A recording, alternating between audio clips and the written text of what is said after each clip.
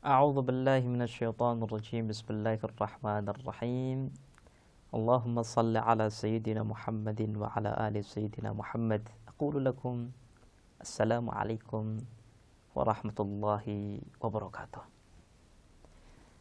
Para pemirsa dan pendengar yang budiman, yang dirahmati oleh Allah Subhanahu wa taala. Nabi telah menjelaskan kepada kita bahwa ilmu adalah sumber kebaikan dan kebodohan adalah sumber keburukan. Tidak ada alasan bagi kita untuk bermalas-malasan. Kalau seandainya seorang ingin mendapatkan kebaikan, maka carilah kebaikan dalam ilmu.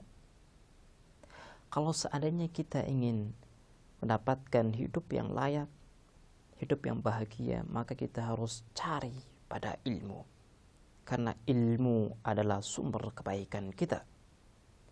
Allah Subhanahu wa taala adalah zat yang memiliki ilmu dan ilmu adalah zatnya. Artinya Allah Subhanahu wa taala disebut Tuhan yang tidak memiliki kekurangan karena Ia memiliki ilmu. Bukan hanya ilmu saja, Allah juga memiliki kekuatan yang tidak terbatas. Ketika ilmu adalah salah satu sifat zat yang dimiliki oleh Allah, maka hal ini sudah cukup bagi kita untuk bisa merangsang jiwa kita untuk selalu mencari ilmu, untuk selalu menuntut ilmu. Ini merupakan ajaran suci yang telah disampaikan oleh Nabi besar kita, Nabi Muhammad sallallahu alaihi wasallam. Kemudian kita bisa melihat dari sabda Nabi yang telah kita sebutkan pada kesempatan yang lalu, yaitu al-ilmu ra'sul khairi kullih wal jahlu ra'su syarri kullih. Ada poin yang sangat-sangat penting yang bisa kita ambil dari sabda beliau, yaitu ilmu akan memberikan sesuatu yang sangat bermanfaat bagi kita, yaitu pembebasan diri dari kesengsaraan. Yang namanya kesengsaraan itu bisa bersifat materi maupun non-materi. Kita membahas jenis yang pertama terlebih dahulu, supaya kita bisa mengetahui tentang peran penting ilmu dalam kehidupan kita.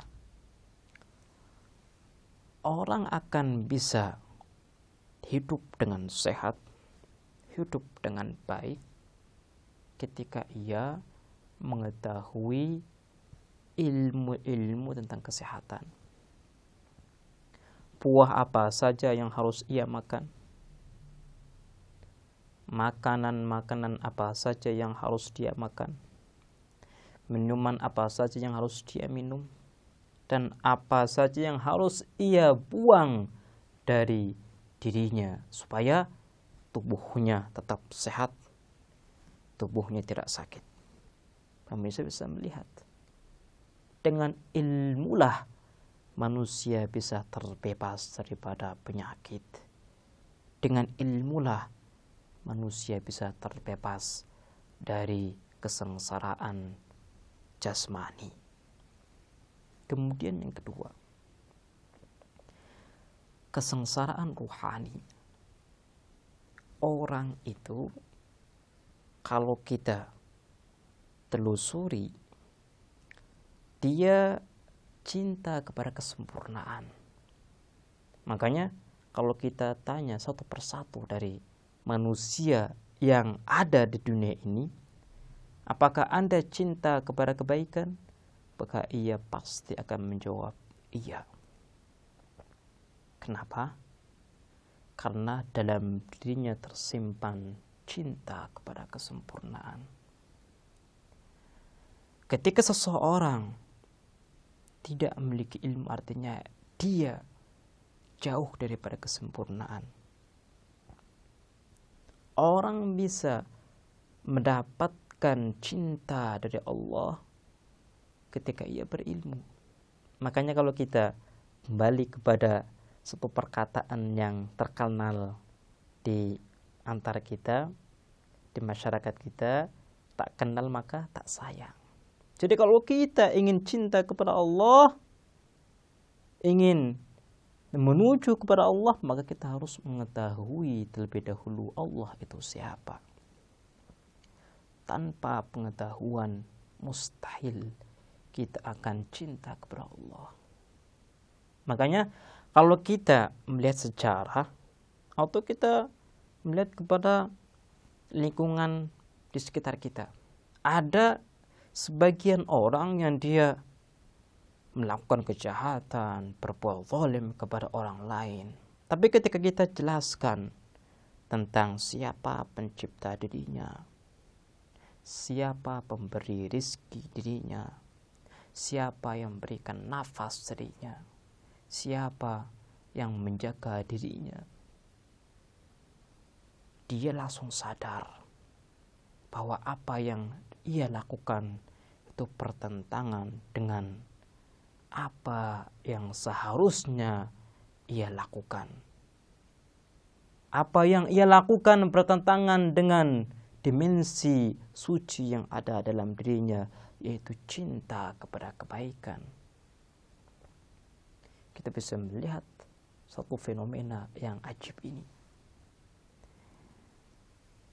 Orang akan sadar dengan kebobrokan, keburukan yang ia lakukan. Dengan apa? Dengan ilmu.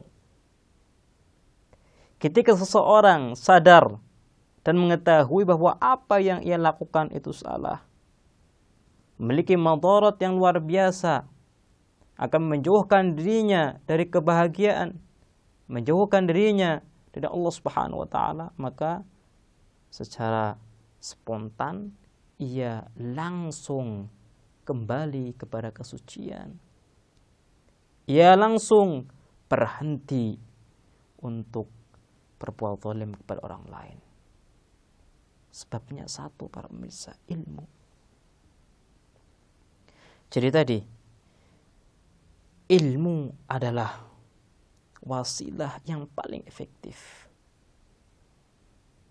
Faktor yang paling efektif untuk bisa menjaga seseorang dari kehidupan yang sengsara, kehidupan yang kelam.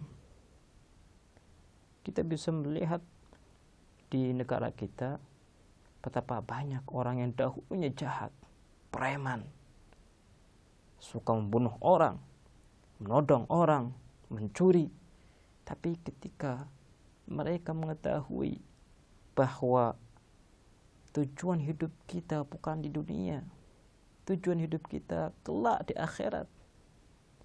Dunia adalah alam sementara. Dan apapun kezaliman yang kita lakukan kelak akan dimintai pertanggungjawaban oleh Allah Subhanahu wa taala. Ketika mereka sadar akan hal ini, mereka langsung bertobat kepada Allah. Mereka kembali kepada Allah. Mereka meminta ampun kepada Allah. Dan mereka pun berusaha secara maksimal untuk belajar tentang agama Allah Subhanahu wa taala. Jadi tadi para pemirsa, ilmu adalah faktor yang paling berpengaruh untuk bisa mencegah seseorang dari kesengsaraan, untuk bisa merubah kehidupan seseorang dari kehidupan yang gelap menuju kepada kehidupan yang terang benderang. Baiklah pemirsa, insyaallah kita akan menjelaskan tentang ilmu di kesempatan yang lain. Kita akhiri. Wassalamualaikum warahmatullahi wabarakatuh. Savior Academy